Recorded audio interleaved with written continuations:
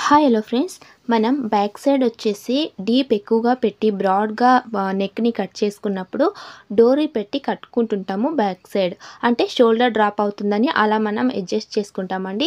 అస్సలకి మనం డోరీ కట్టుకోకున్నట్టు ఎంత వీపు ఎక్కువగా పెట్టినా కూడా షోల్డర్ డ్రాప్ కాకున్నట్టు, చంకల్లో రింకల్స్ లేకున్నట్టు ఎలా ఈ నెక్ని కట్ చేసుకోవాలి, అలాగే ఎలా స్టిచ్ వేసుకోవాలి ఇవాల్టి వీడియోలో చూద్దాం. వీడియో నచ్చితే ప్లీజ్ ఒక లైక్ చేయండి. మన ఛానల్ ఫస్ట్ టైం చూస్తే ప్లీజ్ సబ్స్క్రైబ్ చేసుకోండి. పక్కన ఉన్న బెల్ ఐకాన్ని క్లిక్ చేయండి. ఇలాంటి మరిన్ని వీడియోస్ మీకు నోటిఫికేషన్లో వస్తుంది. ఇక లేట్ చేయకుండా ఈ కటింగ్ ప్రాసెస్ని చూసేద్దాం. ఇక్కడ బ్లౌజ్ పొడవు వచ్చేసి 15 ఇంచులు అయితే ఉందండి. ఖర్చుల్లోకి పోతే మనకి ఇది 14 ఇంచులు అయితే వస్తుంది. ఆ తర్వాత ఇక్కడ చూసుకుంటే చూడండి 9 ఇంచెస్ మనకి ఇది 36 చెస్ట్ సైజ్ అన్నమాట. ఇప్పుడు దీనికి వచ్చేసి మనం ఫుల్ షోల్డర్ వచ్చేసి 5 ఇంచెస్ పెట్టుకున్నాను. అలాగే హార్మోల్ లెంత్ వచ్చేసి 5.5 ఇంచెస్ తీసుకున్నాను. నెక్ విడ్త్ వచ్చేసి 2 ఇంచెస్ పెట్టుకుంటున్నాను. నెక్ హైట్ వచ్చేసి 10.5 ఇంచెస్ పెట్టుకుంటున్నాను. ఇంకా డీప్ ఎక్కువగా కావాలంటే 12 ఇంచుల వరకు కూడా పెట్టుకోవచ్చండి. భుజాలు ఏమాత్రం మనకి జారవు. చూడండి ఈ కింద ప్లేస్లో వచ్చేసి 2.5 ఇంచెస్, పైన 2 ఇంచెస్ ఉన్నా కూడా కింద ఒక 1/2 ఇంచెస్ ఎక్స్ట్రా పెట్టి ఇలా మనం బాక్స్ షేప్ మార్క్ చేసుకోవాలి. ఇలా బాక్స్ షేప్ మార్క్ చేసుకున్న తర్వాత ఇక్కడ మీకు నచ్చిన షేప్ని మీరు డ్రా చేసుకోండి. నేను జస్ట్ ఇక్కడ రౌండ్ షేప్ డ్రా చేస్తున్నాను. ఇప్పుడు ఇదే మార్క్ని అటువైపు కూడా మార్క్ పడేటట్టు ఈ విధంగా మనం చేసుకోవాలండి. మనం కటింగ్ ఎంత ఇంపార్టెంటో స్టిచ్చింగ్ చేసుకునేటప్పుడు కూడా కొన్ని టిప్స్ అయితే పాటించాలి. మీరు వీడియోని స్కిప్ చేయకున్నట్టు చూడండి, అర్థమవుతుంది. ఇప్పుడు బ్లౌజ్ ఒరిజినల్ క్లాత్ తీసుకుని ఇక్కడ మార్క్ వేస్తున్నాను కదా, ఇది వచ్చేసి మనకి ఒరిజినల్ సైడ్ అండి. ఇది వచ్చేసి మనకి wrong side. Blouse wrong side పైన వచ్చేసి లైనింగ్ క్లాత్ని పెట్టుకుని కరెక్ట్గా ఇక్కడ గుండ్పిన్ వేసి ఇక్కడ మనం మార్క్ పెట్టుకున్నాం కదా, ఈ మార్క్ రౌండ్ షేప్ ఎలా అయితే మార్క్ ఉందో దాని మీదనే స్టిచ్ వేసుకుని రావాలి. అలాగే మొత్తం లైనింగ్ జాయింట్ చేసుకున్న తర్వాత కింద వైపు మనం హెమ్మింగ్ పట్టి పీస్ అయితే పెట్టుకుంటాం కదండి, దాన్ని కూడా స్టిచ్చింగ్ వేసేసుకొని ఇక్కడ మనం హెమ్మింగ్ చేసుకోవాలి.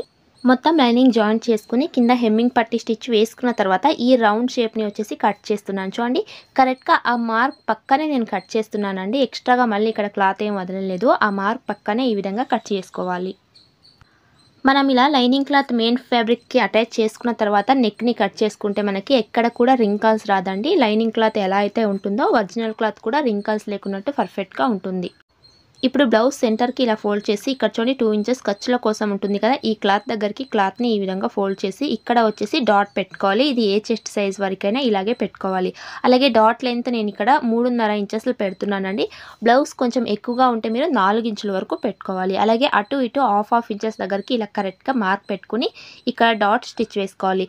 ఇక్కడ కరెక్ట్గా మనం 1/2 ఇంచ్ డాట్ విడ్త్ పెట్టాలి. అలాగే మనకు 13 inches 14 inches blouse original length ఉంటే కనుక 3.5 ఇంచెస్ 3.5 ఇంచెస్ డాట్ లెంత్ పెట్టాలి.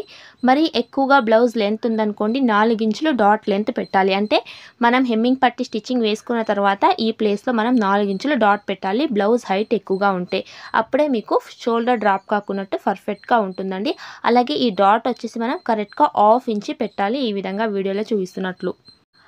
ఇక్కడ మీకు మరీ ఎక్కువగా డాట్ పెట్టేసుకున్నా కూడా షోల్డర్ డ్రాప్ అవుతుంది, తక్కువ పెట్టినా కూడా షోల్డర్ డ్రాప్ అవుతుందండి. కరెక్ట్గా 1/2 ఇంచెస్ పెట్టుకోవాలి, అప్పుడే పర్ఫెక్ట్ ఫిట్టింగ్తో వస్తుంది. ఓకేనా. ఆ తర్వాత చూడండి మనకి ఇక్కడ వచ్చేసి ఏమైనా ఈ డాట్ పెట్టిన ప్లేస్ రైట్ సైడ్కి కనిపిస్తుంది అంటే చూడండి వీడియోలో చూసినట్లు ఇలా కొంచెం ఆ డాట్ ప్లేస్ని పెట్టుకుని ఇక్కడ ఒక్క స్టిచ్ వేసుకుంటే సరిపోతుందండి. ఈ విధంగా వేసుకుని దీన్ని కట్ చేసుకుంటే రైట్ సైడ్ మనకి ఫినిషింగ్తో ఉంటుంది.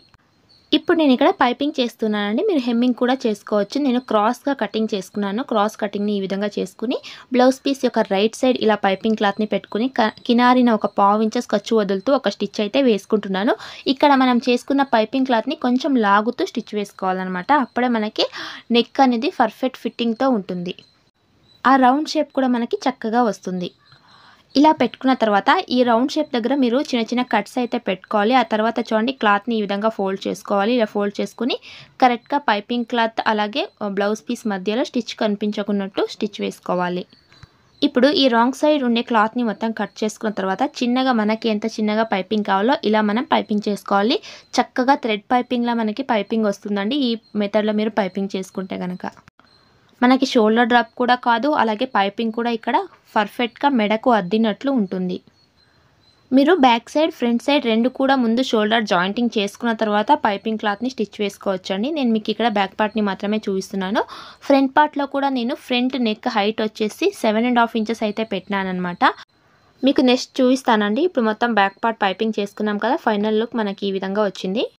చూడండి మనం బ్యాక్ సైడ్ మాత్రమే డీప్ నెక్ పెట్టలేదు, ఫ్రంట్ సైడ్ కూడా డీప్ నెక్. ఇక్కడ 7.5 ఇంచెస్ ఉంది కదా, పైన షోల్డర్ ఖర్చుల కోసం పోతే 7 ఇంచెస్ ఒరిజినల్ అయితే వస్తుంది. అయినా కూడా మనకి చక్కగా షోల్డర్ డ్రాప్ అవ్వకున్నట్టు ఉంటుంది. చూడండి ఈ విధంగా కరెక్ట్గా పెట్టుకొని ఈ నెక్ వైపు ఒక 1/2 ఇంచెస్ క్లాత్ని ఈ విధంగా కట్ చేసుకోవాలి. ఇలా కట్ చేసుకున్న తర్వాత అలాగే చూడండి ఈ బ్యాక్ పార్ట్ని కూడా ఇలా ఫోల్డ్ చేసుకుని నెక్ వైపు వచ్చేసి కొంచెం క్లాత్ని ఈ విధంగా కట్ చేసుకోవాలి. ఒక 1/2 ఇంచెస్ కన్నా తక్కువ క్లాత్ని కట్ చేసుకుంటే సరిపోతుంది, మరి ఎక్కువగా కట్ చేయొద్దు. ఇప్పుడు ఇక్కడ షోల్డర్ జాయింటింగ్ చేసుకుంటున్నాను. రెండు వైపులా కూడా షోల్డర్ జాయింటింగ్ చేసుకుని మళ్ళీ డబల్ స్టిచ్ వేసేసుకోవాలి. ఈ విధంగా షోల్డర్ జాయింట్ చేసుకున్న తర్వాత ఇక్కడ నార్మల్గా మనం హ్యాండ్స్ ఏ విధంగా జాయింట్ చేసుకుంటామో అలాగే జాయింట్ చేసేసుకున్నానండి. ఫైనల్ లుక్ వచ్చేసి మనకి ఈ విధంగా ఉంది. ఈ హ్యాండ్స్ వచ్చేసి 3 లేయర్ అంబ్రెల్లా కట్ అప్పుడే వీడియో అప్లోడ్ పెట్టినానండి. వీడియో లింక్ డిస్క్రిప్షన్లో ఇస్తాను, కావాలంటే చూడండి. ఓకేనా?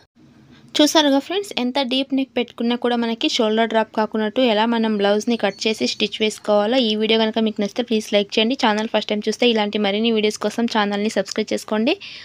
వేర్ చేసుకున్నప్పుడు ఎలా ఉంది అని స్క్రీన్ మీద చూసారు కదా. Thank you for watching.